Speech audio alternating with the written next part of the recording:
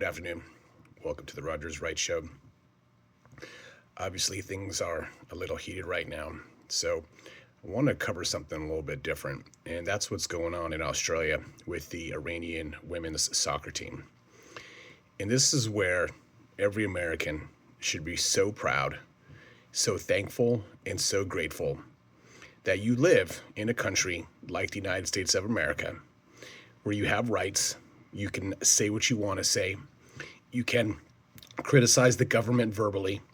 You can protest, obviously, within certain boundaries, which we've discovered not everyone knows those boundaries. The Australian government, seemingly for some reason, was somewhat reluctant to let the Iranian female athletes stay in their country when some of them wanted to, and some of them maybe didn't. I'm not sure. I don't know why you'd want to go back to Iran right now, but that's a different story. But President Trump and humanitarian groups had to put leverage and pressure on the Australian government to let these athletes stay. And finally, the Australian government offered asylum to the entire women's team. But you have to understand that these countries like Iran and like Cuba used to, they send people with their athletes. And sure, you can be an athlete for a country like Iran and previously like Cuba or Russia or East Germany, but there's consequences. And what the consequences are is that your family is always going to be at risk. They are used as leveraged against you.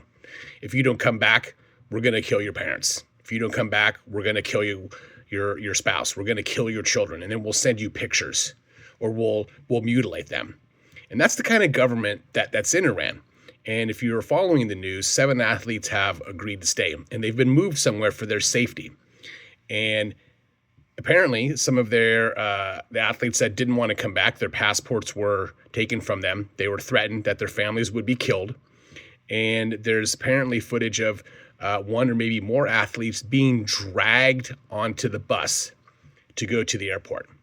So that's the country we're worried about. You're worried about Iran and us bombing them when that's what they do to their own citizens.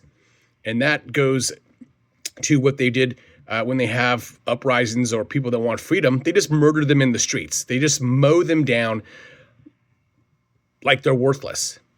That's the government of Iran. That's where the regime change is needed. So be thankful that you're an American and that you don't live in a country like Iran.